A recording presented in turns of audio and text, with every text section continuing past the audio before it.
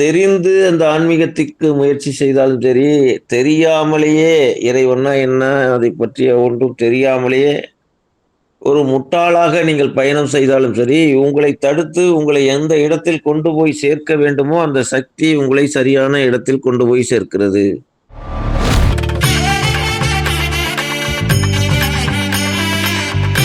ஆன்மீக மையன்பர்கள் அனைவருக்கும் நல்லாசிகளை தெரிவித்துக் கொண்டு, திருமூலர் திருமந்திரத்திலே 7வது தந்திரத்தில் 10வது பகுதியாக அருள் ஒளி என்கின்ற தலைப்பிலே ஒரு பாடல். இதுவும் ஒரு மிக சிறப்பான ஒரு அனுபவத்தை உள்வாங்கிக் கொண்ட ஒரு பாடல். புறமே திரிந்தேனை பொற்கழல் சூட்டி, நிறமே புகுந்தேனை நின்மலமாக்கி, அறமே புரிந்தெனக்கு ஆரமுது ஈந்த திறமே யாது எண்ணி திகைத்து இருந்தேனே என்கிறார் திருமூலர். புறமே திரிந்தேனே அப்படின்னா, எப்பவுமே ஒரு புரியாத கணக்குக்கு நீங்க அந்த கணக்கு ஆசிரியர்கள் சொல்லுவாங்க, எக்ஸினுடைய மதிப்பு என்ன அப்படின்னா, எக்ஸினுடைய மதிப்பு முதல்ல 0 அப்படின்னு வச்சுக்கிட்டு ஒரு கணக்கு போடுறது. கடைசியில் அந்த 0 கழிச்சிட்டோம் அப்படின்னா அந்த விடை தெரியும்.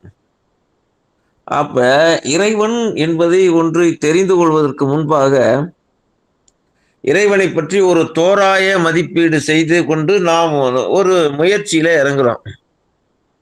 அப்படி முயற்சியில் இறங்குவதுதான் நம்ம புறத்தில் இறைவனை தேடுகிறோம். கோவில்களுக்கு போகிறோம், மலைகளில் இருக்கிற இறைவனை வணங்குகிறோம். இது என்ன அப்படின்னா, நம்மளுக்கு இறைவனை பற்றி எதுவும் தெரியவில்லை. இறைவனை பற்றி முழுமையாக தெரிந்து கொண்டு அதில் இறங்க முடியாது.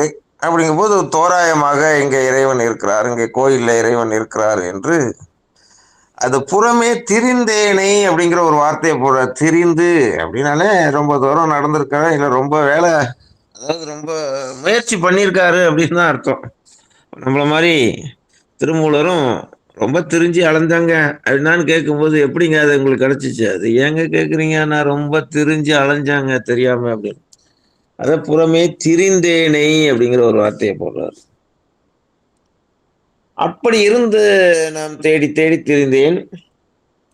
அப்படி திரிகிற எனக்கு பொற்கழல் சூட்டி,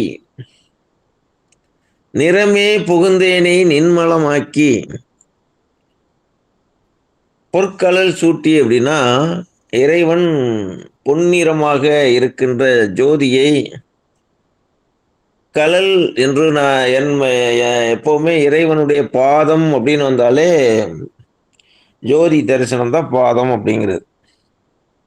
அப்படி பொற்கழல் தலையில் சூட்டினார். சூட்டி அப்படின்னா தலையில் எமக்கு காட்சியை கொடுத்து, நிறமே புகுந்தேனை நின்மலமாக்கி. நின்மலம் அப்படின்னா நிர்மலம் அப்படிங்கிறதா நின்மலம் அப்படின்னு வந்திருக்கு. நிர்மலம் அப்படின்னா எந்த ஒரு கற்பிதமும் இல்லாமல் நிறமே புகுந்தேனே. இறைவனை நிறமே அப்படின்னா, இங்க நிறம் அப்படின்னா நம்மளுடைய கண்டதெல்லாம் காட்சி, கொண்டதே கோலம், கண்டதே காட்சி அப்படின்னு வாழ்றோம் அப்படின்னு சொல்றோம்ல. நிறமே புகுந்தேன்னா அவன் கலர் கலரா பார்க்குறான் அப்படின்னு சொல்றோம்ல, அந்த மாதிரி. அப்ப நம்ம கற்பனையை உருவாக்கி கொண்டு புகுந்து திரிந்த எனக்கு நிர்மலமாக்கி. அப்படியே நிர்மலம் அப்படின்னா இந்த மலமற்ற தன்மை. மலமற்ற தன்மைனா ஆணவம், கண்மம், மாயை அப்படின்னு சொல்லக்கூடிய ஒரு எதுவுமற்ற தன்மை. அப்ப அது அறிவு எல்லாம் துடைக்கப்பட்ட ஒரு நிலைதான் நிர்மலம் அப்படின்னு சொல்றது. அறமே புரிந்து எமக்கு ஆரமுது ஈந்த. அறமே எமக்கு, அறம்னா எமக்கு இறைவனுடைய தர்மத்தால், இறைவனுடைய கொடையால் புரிந்து எமக்கு ஆரமுது ஈந்த. ஆரமுது அப்படின்னா அமிர்தத்தை ஈந்த. அந்த திறத்தை எண்ணி நான் இன்று எண்ணி திகைத்து இருக்கிறேன். வியந்து வியந்து நான் என்னை நானே நான் மகிழ்ச்சியோடு நான் திகைத்து இருக்கிறேன் அப்படின்னு சொல்றார். இப்ப இறைவனை பற்றி உண்மையை தெரியாமல் நாம் தொடங்குகிறோம். ஆனாலும் நாம் இப்ப அதுதான் நாம் சொல்லுவோம். இறைவனை பொறுத்தவரை, நீங்கள் தெரிந்து அந்த ஆன்மீகத்திற்கு முயற்சி செய்தாலும் சரி, தெரியாமலேயே இறைவன்னா என்ன? அதைப் பற்றிய ஒன்றும் தெரியாமலேயே ஒரு முட்டாளாக நீங்கள் பயணம் செய்தாலும் சரி, உங்களை தடுத்து உங்களை எந்த இடத்தில் கொண்டு போய் சேர்க்க வேண்டுமோ, அந்த சக்தி உங்களை சரியான இடத்தில் கொண்டு போய் சேர்க்கிறது. அதுதான் இங்க வந்து சொல்றாரு. புறமே திரிந்தேனே, அது நான் புறத்துல திரிஞ்சுக்கிட்டே இருந்த என்ன அப்படியே இறைவன் என்ன விடல.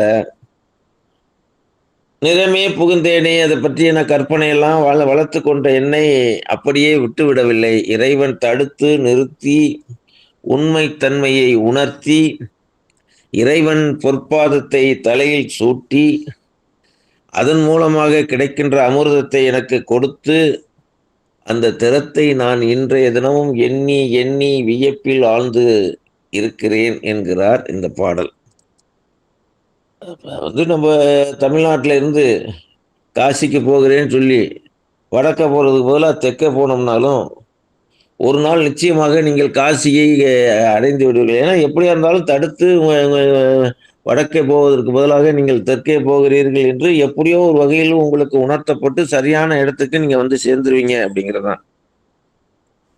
இங்க நான் தவறாக வாழ்க்கையை தொடங்கினேன். ஆனாலும் எனக்கு சரியான நிலைப்பாட்டை எமக்கு இறைவன் உணர்த்தி, எனக்கு நான் சரியான நிலையில் நமக்கு கிடைத்தது. அதுல கிடைத்ததுல இங்க ரொம்ப முக்கியமா சொல்றதுன்னா, பொற்கழல் சூட்டுதல் என்பதும், நின்மலமாக்குதல் என்பதும், ஆரமுது அளித்தது என்பதும் இந்த பாடலுடைய உட்கிடக்கை.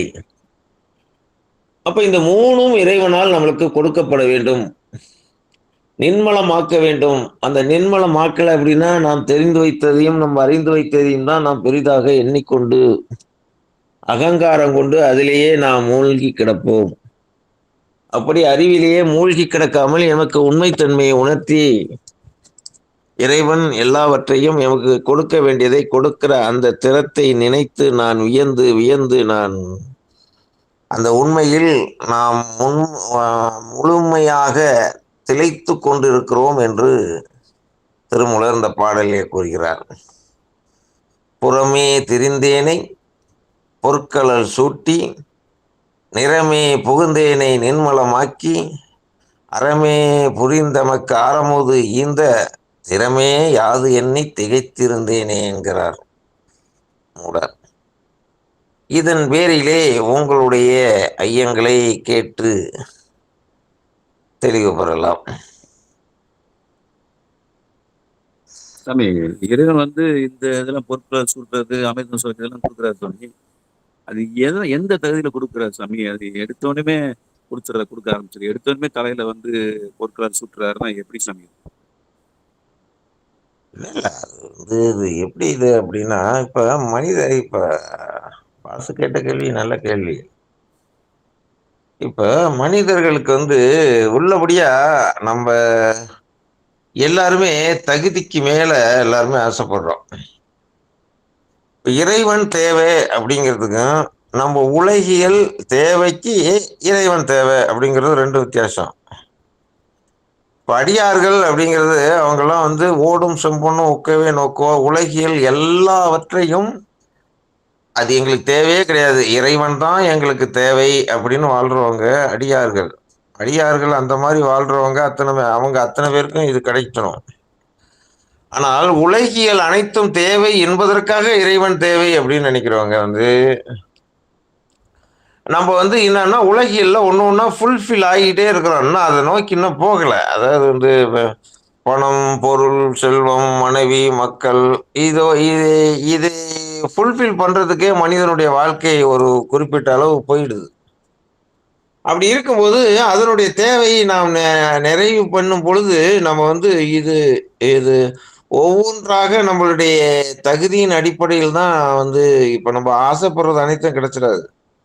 இப்ப திடீர்னு வந்து உலகியல்ல இருக்கிற ஒரு மனிதர் உலகில் தான் தேவை, பணம் தான் தேவை, புகழ் தான் தேவை, நாம் அனுபவிக்கிற இன்பங்கள் தான் தேவை அப்படின்னு நினைக்கிறது வரையும் உங்களுக்கு அதைத்தான் கொடுப்பாரு. இப்ப எல்லா மனிதரும் ஒவ்வொரு மனிதனுடைய ஆழமான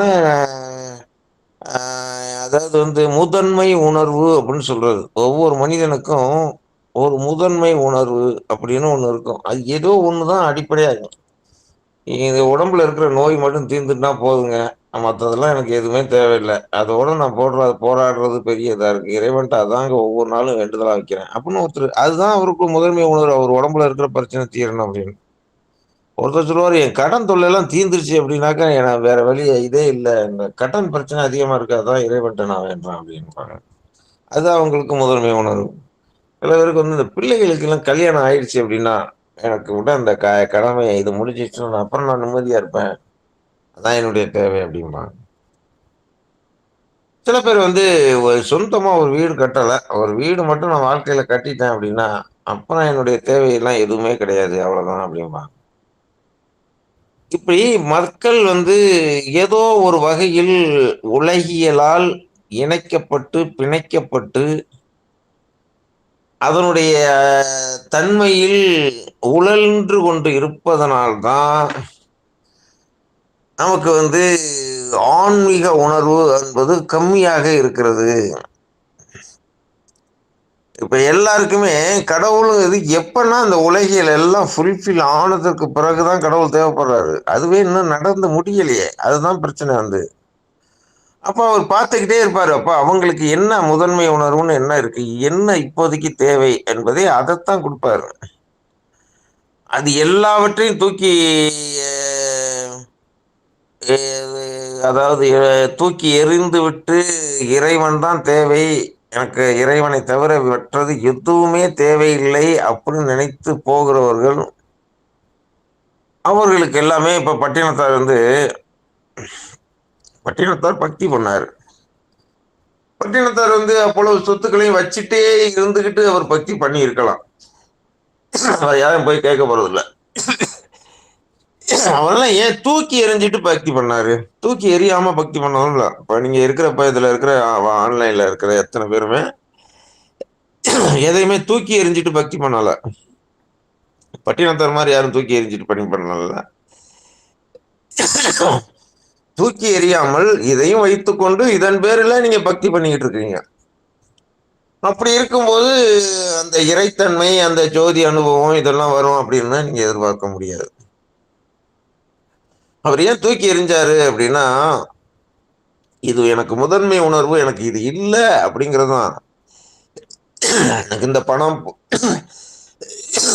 சொத்து, சுகம் இது அனைத்தும் தேவையில்லை அப்படின்னு அனைத்தையும் தூக்கி எறிஞ்சிட்டு பூஜ்ஜியத்திலிருந்து அவர் தொடங்கினார். அது மாதிரி அருணகிரிநாதர் வாழ்க்கையில எல்லாத்தையும் திறந்துட்டு நான் இனி இறந்து விடுவதுதான் சரி, இனி வாழ்க்கையில எதுவுமே தேவையில்லை அப்படின்னு போனவர் தான் அவருடைய வாழ்க்கை மாற்றம். ஒரு அது ஒரு டேர்னிங் பாயிண்ட். ஒரு எல்லையில போய் நம்ம வந்து ஒரு கார்னருக்கு போயிடுறோம். அந்த கார்னர்ல இருந்துகிட்டு நம்ம சிந்திக்கும் பொழுதுதான் அது ஒரு ஆன்மீக வாழ்க்கை அப்படிங்கிறது அப்பதான் உருவாகுது.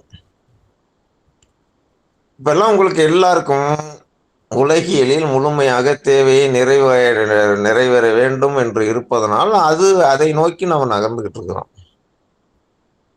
இறைவன் தான் தேவை அப்படின்னு வரும் பொழுது அப்புறம் அதன் பிறகு அது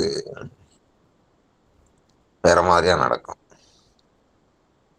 அப்பதான் அந்த அந்த ஜோதி அனுபவம், அப்புறம் வந்து நிர்மலமாக்குறது, அப்புறம் வந்து அமிர்த தாரணை இதெல்லாம் நமக்கு கிடைக்கும்.